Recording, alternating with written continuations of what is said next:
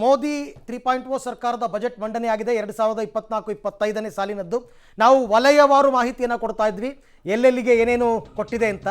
ಚಿನ್ನ, ಬೆಳ್ಳಿ, ಪ್ಲಾಟಿನಂ ಮೇಲೆ 6% ಬೆಲೆ ಇಳಿಕೆ, 3 ಲಕ್ಷದವರೆಗೂ ಆದಾಯ ತೆರಿಗೆ ಇಲ್ಲ. ಹೈಲೈಟ್ಸ್ ನಾವು ಹೇಳ್ತಾ ಇರ್ತಕ್ಕಂಥದ್ದು, ಆದಾಯ ತೆರಿಗೆ ಅಂತಕ್ಕಂಥದ್ದು 3 ಲಕ್ಷದ ತನಕ ಇಲ್ಲ. ಕೃಷಿ ವಲಯಕ್ಕೆ 1.52 ಲಕ್ಷ ಕೋಟಿ ರೂಪಾಯಿಯನ್ನು ಸಿಂಹಪಾಲನ ಕೃಷಿ ವಲಯಕ್ಕೆ ಕೊಟ್ಟಿದ್ದಾರೆ. ಮತ್ತು ಕ್ಯಾನ್ಸರ್ ಔಷಧಿಗಳು ಮತ್ತಷ್ಟು ಅಗ್ಗವಾಗಿದೆ ಅಂತಕ್ಕಂಥ ಮಾಹಿತಿ. ಅದು ಗುಡ್ ನ್ಯೂಸ್ ಆ್ಯಕ್ಚುಲಿ, ನಿಜವಾಗ್ಲೂ ಕೂಡ. ಮೊಬೈಲ್ ಫೋನ್ ಅಗ್ಗ, ಚಾರ್ಜರ್ ಅಗ್ಗ. ಸಾಮಾನ್ಯವಾಗಿ ಎರಡು ಒಟ್ಟಿಗೆ ಬರುತ್ತಲ್ಲ ಅನ್ಕೋಬೇಡಿ, ಕೆಲವು ಕಂಪ್ನಿಯವರು ಚಾರ್ಜರ್ ಕೊಡಲ್ಲ ಐಫೋನ್. ಸೊ ಹಾಗಾಗಿ ಸಪ್ರೇಟ್. ರಾಜ್ಯಗಳಿಗೆ 50 ವರ್ಷ ಬಡ್ಡಿರಹಿತ ಸಾಲ ಯೋಜನೆಯಂತೆ 500 ಕಂಪನಿಗಳಲ್ಲಿ 1 ಕೋಟಿ ಯುವಕರಿಗೆ ತರಬೇತಿ, ಉದ್ಯೋಗ ಸೃಷ್ಟಿ ಮಾಡೋದಕ್ಕೋಸ್ಕರ ಈ ಎಲ್ಲ ಯೋಜನೆಗಳನ್ನು ತಗೊಂಡಿದ್ದಾರೆ. 3.0 ಬಜೆಟ್ನ ಹೈಲೈಟ್ಸ್ ನೋಡ್ತಾ ಇದ್ದೀರಾ. ಲೆದರ್ ಪಾದರಕ್ಷೆಗಳ ದರವನ್ನು ಇಳಿಕೆ ಮಾಡಿದ್ದಾರೆ, ಚರ್ಮೋದ್ಯಮಕ್ಕೆ ಹೆಚ್ಚಿನ ಉತ್ತೇಜನ ಕೊಡಬೇಕು ಅಂತ. ಬಾಹ್ಯಾಕಾಶ ವಲಯಕ್ಕೆ 11,000 ಕೋಟಿ ಮೀಸಲು. ಇನ್ನೊಂದು ಕೆಲವೊಂದಷ್ಟೆಲ್ಲ ಪ್ರಾಜೆಕ್ಟ್ಗಳಿದೆ. ಉನ್ನತ ಶಿಕ್ಷಣಕ್ಕೆ 10 ಲಕ್ಷದವರೆಗೂ ಕೂಡ ಸಾಲವನ್ನು ಕೊಡ್ತೀವಿ ಅಂತ. ಹೈಯರ್ ಎಜುಕೇಷನ್, ಚಿನ್ನ, ಬೆಳ್ಳಿ, ಪ್ಲಾಟಿನಂ ಮೇಲೆ 6% 2.5 ಅಲ್ವಾ, 6% ಅಲ್ಲ, 2.5% ಅದು. ಮುದ್ರಾ ಸಾಲ ಮಿತಿ 10ರಿಂದ 20 ಲಕ್ಷಕ್ಕೆ ಏರಿಕೆ ಮಾಡಿದ್ದಾರೆ. PM ಸೂರ್ಯಘರ್ ಯೋಜನೆಯಡಿ ವಿದ್ಯುತ್ ಫ್ರೀ ಅಂತಕ್ಕಂಥದ್ದು. ಯಾರ್ಯಾರು ಆ ಯೋಜನೆಯಡಿ ಬರ್ತಾರೆ ಅವ್ರಿಗೆ. ಮಹಿಳೆಯರಿಗೆ ಆಸ್ತಿ ಖರೀದಿಗೆ ವಿಶೇಷ ಯೋಜನೆ, ಮಹಿಳೆಯರ ಹೆಸರಿನಲ್ಲಿ ಖರೀದಿ ಮಾಡಿದ್ರೆ. ಇನ್ನು ಜಮೀನುಗಳ ಡಿಜಿಟಲೀಕರಣಕ್ಕೆ ಭೂ ಆಧಾರ್ ಯೋಜನೆ.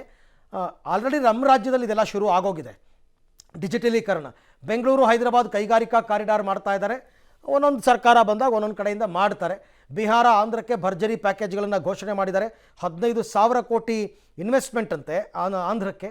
ಬಿಹಾರಕ್ಕೂ ಸಿಂಹಪಾಲ್ ಹೋಗಿದೆ. 26,000 ಕೋಟಿ ಆರ್ಥಿಕ ಪ್ಯಾಕೇಜನ್ನು ಬಿಹಾರಕ್ಕೆ ಘೋಷಣೆ ಮಾಡಿದ್ದಾರೆ. ಆಂಧ್ರಕ್ಕೆ 15,000 ಕೋಟಿ ನೆರವು, ಹೊಸ ರಾಜಧಾನಿ ಸ್ಥಾಪನೆ ಆಗಬೇಕಾಗಿದೆ.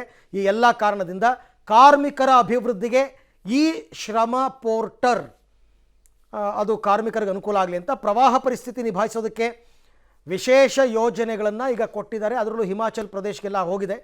ಮುದ್ರಾ ಸಾಲ ಮಿತಿ 10ರಿಂದ 20 ಲಕ್ಷಕ್ಕೆ ಏರಿಕೆ. ಇದರ ಜೊತೆಗೆ ಹಲವು ಘೋಷಣೆಗಳನ್ನು ಕೂಡ ಮಾಡಿರುವಂತಹದ್ದು. PM ಸೂರ್ಯಘರ್ ಯೋಜನೆಯಡಿ ವಿದ್ಯುತ್ ಫ್ರೀಯನ್ನು ಮಾಡಿರುವಂತಹದ್ದು. ಯಾರ್ಯಾರು ಈ ಸ್ಕೀಮನ್ನು ಬಳಸ್ಕೊಂಡಿದ್ದಾರೋ ಅವರಿಗೆ, ಜೊತೆಗೆ ಮಹಿಳೆಯರಿಗೆ ಆಸ್ತಿ ಖರೀದಿಗೆ ವಿಶೇಷ ಯೋಜನೆಯನ್ನು ಕೂಡ ರೂಪಿಸಲಾಗಿದೆ.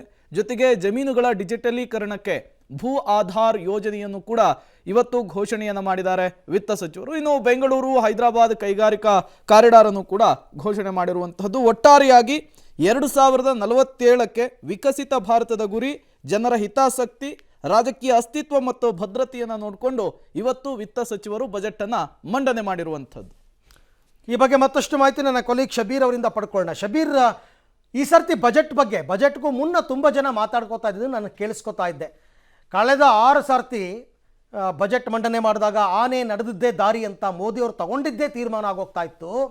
ಆದರೆ ಈ ಸರ್ತಿ ಹಂಗಲ್ಲ, ಯಾಕಂದರೆ ಅವ್ರ ಪಕ್ಷಕ್ಕೆ ಬಹುಮತ ಬಂದಿಲ್ಲ. ಸಣ್ಣ ಪುಟ್ಟ ಪಕ್ಷಗಳ ಮಾತನ್ನು ಕೇಳಬೇಕಾಗುತ್ತೆ.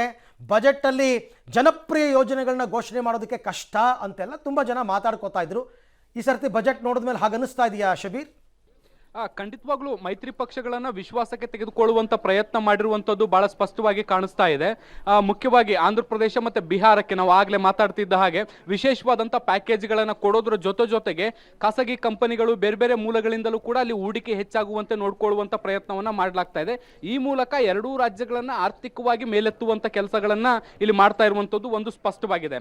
ಆದ್ರೆ ಮೈತ್ರಿ ಪಕ್ಷಗಳ ವಿಶ್ವಾಸವನ್ನ ಗಳಿಸುವುದರ ಜೊತೆಗೆ ಭಾರತದ ಅಭಿವೃದ್ಧಿಗೆ ಏನೆಲ್ಲ ಮಾಡಬೇಕು ಅದಕ್ಕೆ ಪೂರಕವಾದಂತ ಒಂದಿಷ್ಟು ನಿರ್ಧಾರಗಳನ್ನ ಸರ್ಕಾರ ತೆಗೆದುಕೊಂಡಿರುವಂತದ್ದು ಇಲ್ಲಿ ಬಹಳ ಸ್ಪಷ್ಟವಾಗಿ ಕಾಣಿಸ್ತಾ ಇದೆ. ನಾವು ಆಗ್ಲೇ ಹೇಳ್ತಿದ್ದಂಗೆ ಇನ್ಫ್ರಾಸ್ಟ್ರಕ್ಚರ್ ಮತ್ತೆ ಉದ್ಯೋಗದ ನಿರ್ಮಾಣಕ್ಕೆ ಹೆಚ್ಚಿನ ಆದ್ಯತೆಯನ್ನು ಕೊಡ್ತಾ ಇರುವಂತದ್ದನ್ನ ನಾವು ಗಮನಿಸ್ತಾ ಇದ್ವಿ. ಒನ್ಸ್ ಇನ್ಫ್ರಾಸ್ಟ್ರಕ್ಚರ್ ಜಾಸ್ತಿ ಆದ್ರೆ ಉದ್ಯೋಗ ಸೃಷ್ಟಿ ಆಗುತ್ತೆ ಅನ್ನುವಂತ ಒಂದು ಲಾಜಿಕ್ ಇಟ್ಕೊಂಡು ಈಗ ಸರ್ಕಾರ ಕೆಲವೊಂದಿಷ್ಟು ಯೋಜನೆಗಳನ್ನ ಮಾಡ್ತಾ ಇರುವಂತದ್ದು. ಮುಖ್ಯವಾಗಿ ಕೃಷಿ ವಲಯದಲ್ಲೂ ಕೂಡ ಉತ್ಪನ್ನಗಳನ್ನ ಹೆಚ್ಚು ಮಾಡುವಂತ ನಿಟ್ಟಿನಲ್ಲೂ ಕೂಡ ಕೆಲವೊಂದಿಷ್ಟು ಪ್ರಮುಖವಾದಂತ ನಿರ್ಧಾರಗಳನ್ನ ತೆಗೆದುಕೊಳ್ಳುವಂತ ಕೆಲಸವನ್ನ ಮಾಡಲಾಗಿದೆ. ವಿಶೇಷವಾಗಿ ಮಹಿಳೆಯರಿಗೆ ನೋಡಿ, ಯಾರು ಹೊರಗಡೆ ದುಡಿಯುವಂತ ಮಹಿಳೆಯರಿದ್ದಾರೆ ಅವರುಗಳಿಗೆ ಹಾಸ್ಟೆಲ್ ವ್ಯವಸ್ಥೆಯನ್ನ ಮಾಡುವಂತ ಕೆಲಸವನ್ನ ಮಾಡಲಾಗ್ತಾ ಇದೆ. ಅಂದ್ರೆ ಒಂದು ಊರು ಬಿಟ್ಟು ಬೇರೆ ಊರುಗಳಿಗೆ ಬರುವಂತಹ ಮಹಿಳೆಯರ ಸುರಕ್ಷತೆ ದೃಷ್ಟಿಯಿಂದ ಈ ಒಂದು ನಿರ್ಧಾರವನ್ನ ಕೂಡ ತೆಗೆದುಕೊಳ್ಳಲಾಗಿದೆ. ಜೊತೆಗೆ ಆರೋಗ್ಯದ ದೃಷ್ಟಿಯಿಂದ 3 ಲಸಿಕೆಗಳನ್ನ ಫ್ರೀ ಮಾಡುವಂತಹ ಪ್ರಯತ್ನವನ್ನ ಕೂಡ ಈಗ ಸರ್ಕಾರ ಮಾಡಿರುವಂತದ್ದು. ಈ ಹಿಂದಿನಿಂದಲೂ ಕೂಡ ಅದೊಂದು ಬೇಡಿಕೆ ಇತ್ತು. ಸ್ತನ ಕ್ಯಾನ್ಸರ್ ಸೇರಿದಂತೆ ಪ್ರಮುಖವಾದಂತ ಕ್ಯಾನ್ಸರ್ಗಳೇನಿದಾವೆ ಅವುಗಳಿಗೆ ಉಚಿತವಾದಂತ ಲಸಿಕೆ ಸಿಗಬೇಕು ಅನ್ನುವಂತ ಡಿಮ್ಯಾಂಡ್ ಇತ್ತು. ಆ ಡಿಮ್ಯಾಂಡ್ ಅನ್ನು ಕೂಡ ಪೂರೈಸುವಂತ ಕೆಲಸವನ್ನ ಮಾಡಲಾಗಿದೆ. ಇನ್ನು ಏನು ಎಜುಕೇಶನ್ ಸೆಕ್ಟರ್ಗೆ ಬಂದಂತ ಸಂದರ್ಭದಲ್ಲಿ ಸ್ಥಳೀಯ ಶಿಕ್ಷಣ ವ್ಯವಸ್ಥೆಯಲ್ಲಿ 10 ಲಕ್ಷದವರೆಗೂ ಕೂಡ ಲೋನ್ ಅನ್ನ ಕೊಡ್ತೀವಿ, ಅದು ಇಂಟ್ರೆಸ್ಟ್ ಇಲ್ಲದೆ ಅನ್ನುವಂಥ ನಿಟ್ಟಿನಲ್ಲೂ ಕೂಡ ಒಂದಿಷ್ಟು ಯೋಜನೆಗಳನ್ನು ಘೋಷಣೆ ಮಾಡಿರುವಂಥದ್ದು. ಈ ಎಲ್ಲ ಬೆಳವಣಿಗೆಗಳನ್ನು ನೋಡಿದ್ರೆ ಮುಂದಿನ ಹಂತಗಳಲ್ಲಿ ಭಾರತದ ಅಭಿವೃದ್ಧಿಗೆ ಬೇರೆ ಬೇರೆ ವಲಯಗಳಲ್ಲಿ ಏನು ಪೂರಕವಾದಂಥ ನಿರ್ಧಾರಗಳನ್ನು ತೆಗೆದುಕೊಳ್ಳಬಹುದು, ಆ ಎಲ್ಲ ನಿರ್ಧಾರಗಳನ್ನು ತೆಗೆದುಕೊಳ್ಳುವಂಥ ಪ್ರಯತ್ನವನ್ನು ಮಾಡಲಾಗಿದೆ. ಅದರಲ್ಲಿ ಸಿಂಹಪಾಲು ಕೃಷಿ, ಇನ್ಫ್ರಾಸ್ಟ್ರಕ್ಚರ್ ಮತ್ತು ಉದ್ಯೋಗ ಸೃಷ್ಟಿಗೆ ಆದ್ಯತೆ ಕೊಟ್ಟಿರುವಂಥದ್ದು ಈ ಬಜೆಟ್ನಲ್ಲಿ ಗೊತ್ತಾಗ್ತಾ ಇದೆ. ಜೊತೆಗೆ ಇಲ್ಲಿ ಮೈತ್ರಿಯ ವಿಶ್ವಾಸವನ್ನು ಕೂಡ ಕಾಪಾಡಿಕೊಳ್ಳುವಂಥ ನಿಟ್ಟಿನಲ್ಲಿ ಒಂದು ಬ್ಯಾಲೆನ್ಸಿಂಗ್ ಬಜೆಟ್ ಅನ್ನು ಈ ಬಾರಿ ಸರ್ಕಾರ ಮಂಡಿಸಿದೆ.